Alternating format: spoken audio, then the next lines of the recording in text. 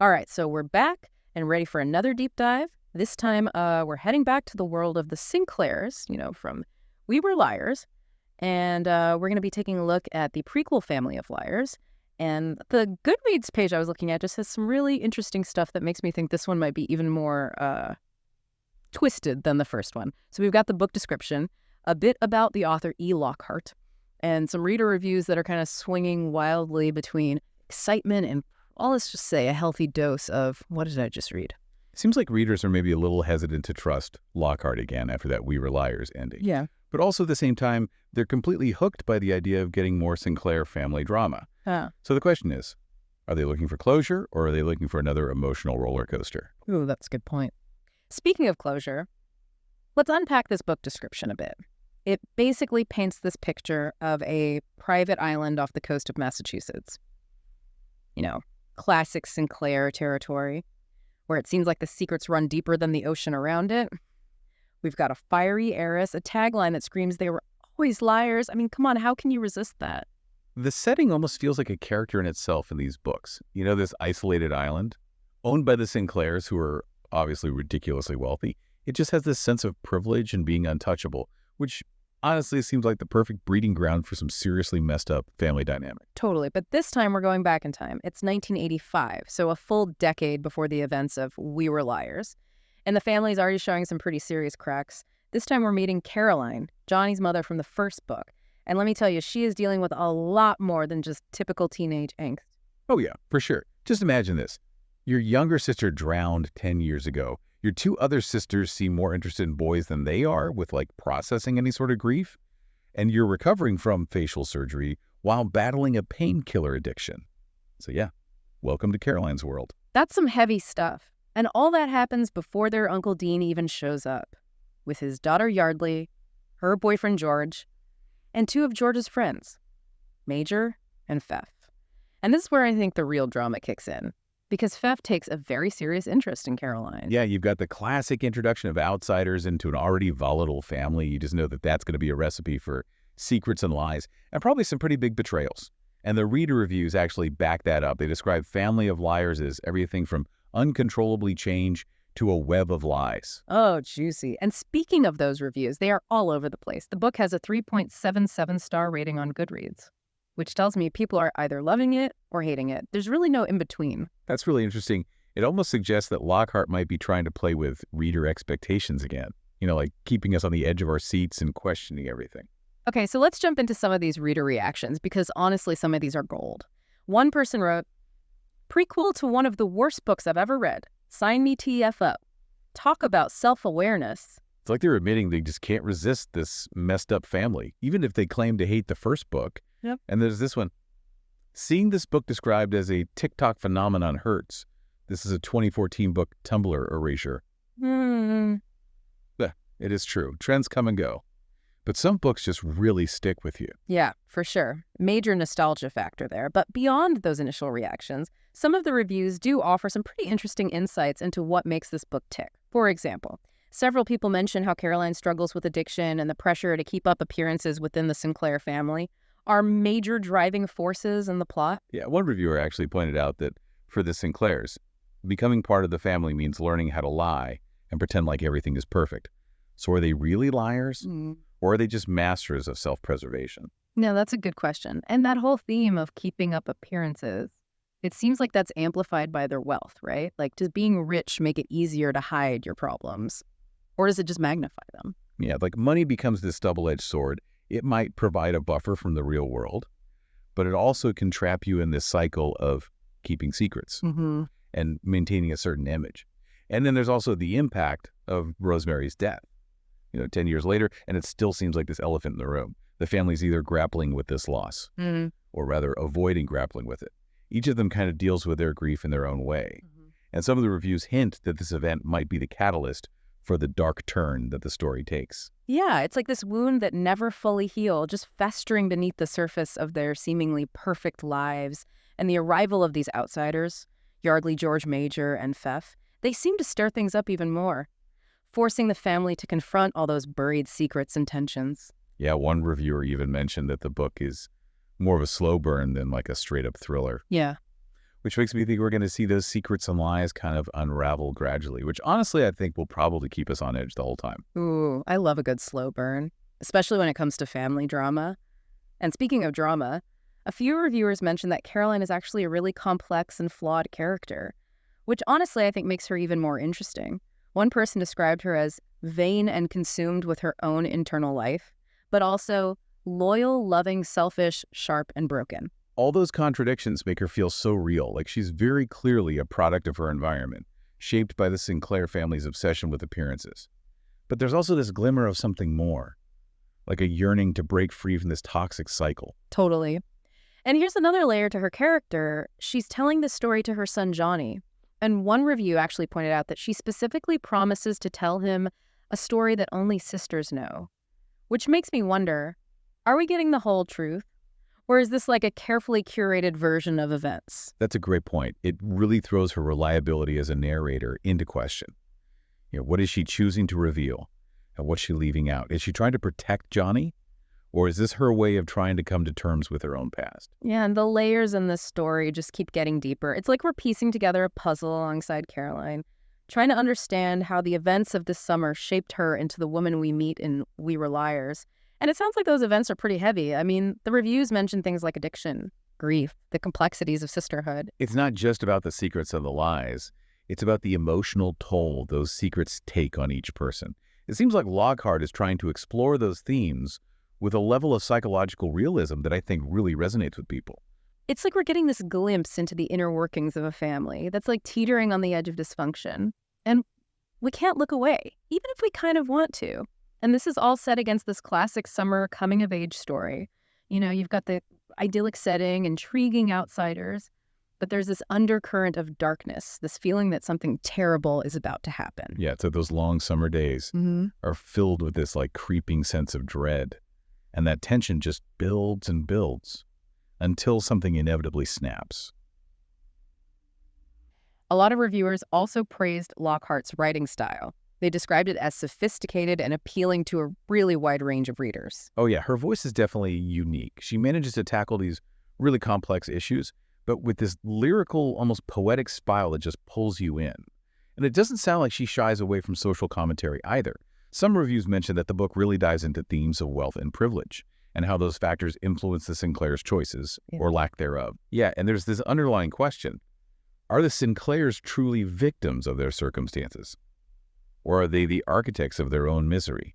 Which is a theme that I think feels very relevant right now, given all the conversations we're having about wealth inequality and the perpetuation of privilege. It's almost like Lockhart is holding up a mirror to society, forcing us to question our own complicity in those systems. So it sounds like Family of Liars might not have the same shocking twist as We Were Liars, but it does seem like it offers a deeper, more nuanced exploration of these characters and the forces that shape them. Yeah, it's a story about the burdens of legacy, the weight of secrets, and ultimately the choices that define us, regardless of our background. Which brings us to the ending, because several reviewers mentioned that it was unexpected, even if it didn't have that same OMG factor as We Were Liars. One person said they literally never knew where the story was going. Classic Lockhart. She's a master of suspense, carefully revealing information and keeping us guessing until the very last page. It's like she's playing a game with us, and we're all too willing to participate. But it's not just about the destination, it's about the journey, right? And in Family of Liars, it seems like that journey is just as important as the final reveal. Exactly. And the review suggests that the ending leaves you with a lot to unpack. Questions about the consequences of choices, the nature of forgiveness, and the possibility of escaping these destructive cycles that seem to haunt the Sinclairs. It's not a neat and tidy conclusion, which honestly I think makes it all the more powerful. It leaves you wrestling with these moral complexities of the story, the gray areas where there are no easy answers. That's the sign of a really impactful book, one that lingers in your mind long after you finish reading it. It sparks conversations, challenges your assumptions, and maybe even forces you to confront some uncomfortable truths about yourself and the world around you. So it sounds like Family of Liars is a really worthy companion to We Were Liars, offering a deeper dive into the characters and their backstories. But what about those who haven't read the first book? Do you think this one stands on its own? Absolutely. It's a really compelling story about family secrets and privilege and the choices that shape our destinies. The themes are really universal, And Lockhart's writing is captivating enough to draw in even those who aren't familiar with the Sinclair's twisted history. Okay, so we've got a family drama with the complex characters, a haunting setting, and themes that I think resonate on both a personal and societal level. We talked about the reader reactions, the ending. But there's one crucial piece of the puzzle we haven't discussed yet, E. Lockhart herself. Ah, yes. The mastermind behind this whole intricate web of lies and deception. It's worth noting that Lockhart is actually a really celebrated young adult author with a real knack for crafting these twisty psychological narratives. And her Goodreads page shows that she's written quite a few books, including Genuine Fraud and The Disreputable History of Frankie Landau Banks. Yeah, it seems like she has a talent for creating characters who are both deeply flawed and utterly captivating. They're often intelligent, rebellious, and wrestling with some pretty heavy moral dilemmas, which aligns perfectly with what we're seeing in Family of Liars. Caroline definitely fits that mold. She's far from perfect. But that's what makes her so relatable. We see her struggling with addiction, grappling with grief, and just trying to find her place in this really messed up family. And knowing that Lockhart has a history of creating these really richly developed characters, it makes me even more eager to dive into Family of Liars and just see how Carolyn's story unfolds. And it sounds like Family of Liars has received some pretty impressive accolades, too. Yeah. It won a Goodreads Choice Award and was nominated for the reader's favorite young adult fiction award. Yeah, those awards are a testament to the book's impact and its ability to connect with a really wide audience. Clearly, Lockhart has struck a chord with readers. I'm curious to see how this prequel expands on the legacy of We Were Liars. Okay, so we've got a haunting setting, complex characters, thought-provoking themes, an author known for crafting intricate and surprising narratives, and a whole lot of buzz surrounding the book. It seems like we have all the ingredients for a captivating read. It makes you wonder, are they ultimately victims of their circumstances, or are they the architects of their own misfortune? That's something to ponder as you dive into this book. Great point. It's a question that will likely linger in the reader's mind long after they've finished that last page. And as always, we encourage you to share your thoughts with us. Let us know if you decide to read Family of Liars and what insights or questions it sparks for you. We want to hear your take on all things Sinclair. We're always eager to hear your perspectives and continue the conversation. Rosemary's death. It's like this elephant in the room, 10 years later. And the family is either grappling with that loss or, I think more accurately, trying to avoid it. They each kind of deal with their grief in their own way. And some of the reviews actually suggest that Rosemary's death might be the catalyst for the dark turn that the story takes. Yeah, it's like this wound that never fully healed, just festering underneath their seemingly perfect lives. And then the arrival of all these outsiders, Yardley, George Major, and Pfeff, just seems to stir things up even more, forcing the family to actually confront all of their secrets and tensions that they've been burying. One reviewer actually said that the book is more of a slow burn than a straight-up thriller, which makes me think that we're going to see all those secrets and lives just unravel gradually, and that's just going to keep us on edge the entire time. Ooh, I love a good slow burn, especially when it comes to family drama.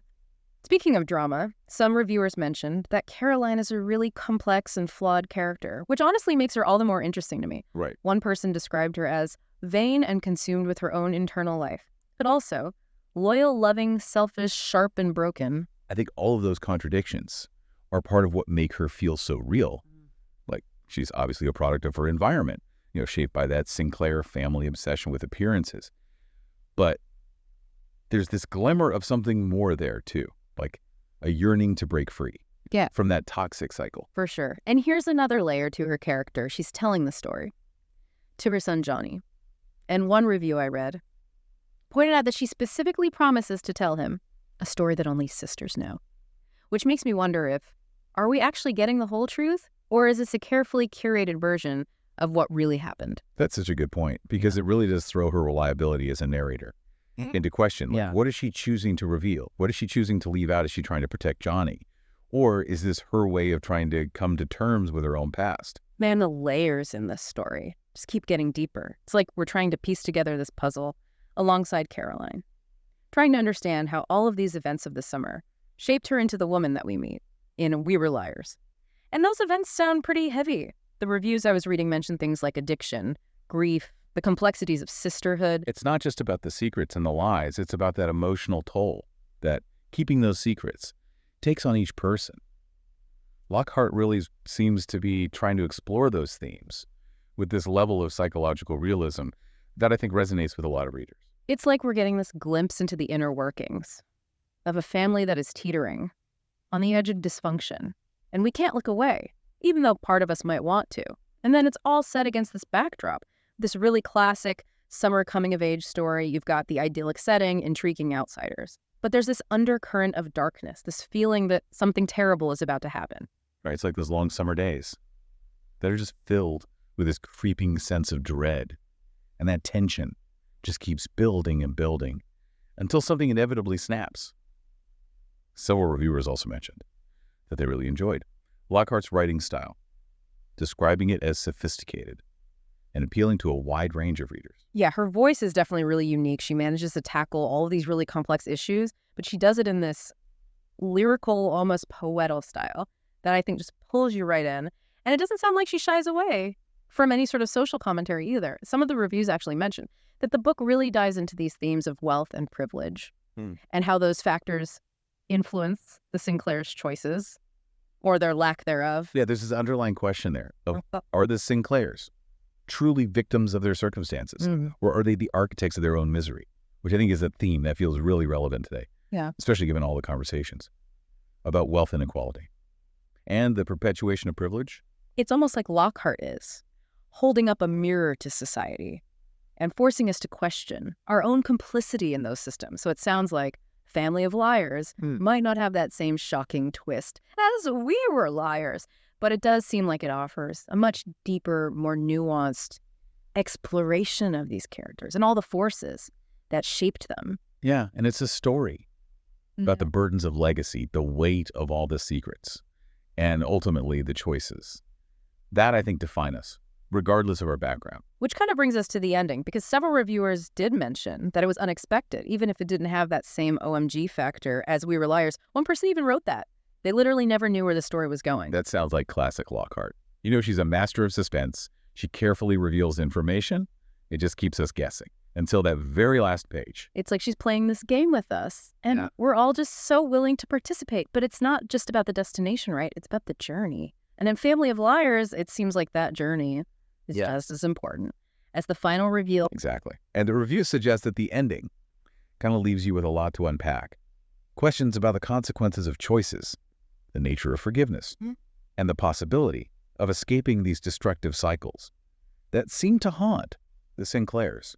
It's not a neat and tidy conclusion, which I think makes it all the more powerful. It leaves you wrestling with these moral complexities of the story, those gray areas where there are no easy answers. Yeah, that's always the sign of a really impactful book, the kind that stays with you long after you finish reading it. It sparks conversations, challenges your assumptions, and forces you to confront some maybe uncomfortable truths about yourself and the world around you. So it sounds like Family of Liars is a really worthy companion to We Were Liars. It offers this much deeper dive into the characters and their backstories. But what about people who haven't read We Were Liars? Do you think that this one stands on its own? Oh, absolutely. It's such a compelling story about family secrets, privilege, and the choices that we make that shape our destinies. Wow. The themes are very universal, and Lockhart's writing is captivating enough to draw in anyone, even if they're not familiar with the Sinclairs and their very twisted history. Okay, so we've got this family drama, complex characters, haunting setting, and themes that I think resonate on both a personal level and a societal level. We talked about the reader reactions, the ending. But there's one crucial piece of the puzzle that I think we haven't discussed yet, and that's E. Lockhart herself. It's so interesting to think about how this prequel might actually change the way we see We Were Liars, like Will knowing all of the secrets of the older generation, make us more sympathetic to Cadence and her cousins, or will it just make everything they do seem even more messed up? That's what I love about a good prequel. It adds all these layers of complexity to a story you thought you already knew. It's like finding one of those old family photo albums, and suddenly you see a whole new side of your grandparents. Okay, yeah, that's a perfect analogy. And speaking of family history, one thing that kept popping up in the reviews was how fascinated everyone was with Yardley, Caroline's cousin. Some people even said that she deserves her own book. Yeah, it seems like she really made an impression on people. Even though she isn't the main character, some people called her an icon. They loved her confidence and her intelligence and her loyalty to Caroline. Maybe it's because we don't get her full story in this book. It's like she's this puzzle piece. that hasn't been slotted into place yet. It definitely leaves you wanting more. Makes you wonder if Lockhart might have another Sinclair family saga up her sleeve. Yeah. With Yardley at the center. Now that would be a twist, but I think it just goes to show how powerful a really well-developed secondary character can be. They can add so much depth and intrigue to a story. Absolutely. Yeah. Sometimes the characters that are kind of lurking in the background have the most interesting stories to tell. It makes you want to go back and reread Family of Liars and pay attention to Yardley's every word and every action, looking for those hidden clues. So we've explored the setting, the characters, the themes, all those juicy reader reviews, and even E. Lockhart's writing style. But like any good deep dive, I think we're left with more questions than answers. Are the Sinclairs really victims of their circumstances, or are they the masters of their own destruction? And what about Yardley's story? Will we ever get to hear her side of things? It's like Lockhart is daring us to keep digging and unravel all the mysteries of the Sinclair family. For ourselves. Exactly. So tell us, have you read Family of Liars? What resonated with you? What questions are you still thinking about? We want to hear your take on the Sinclairs. Happy reading, everyone, and be sure to join us for another deep dive soon.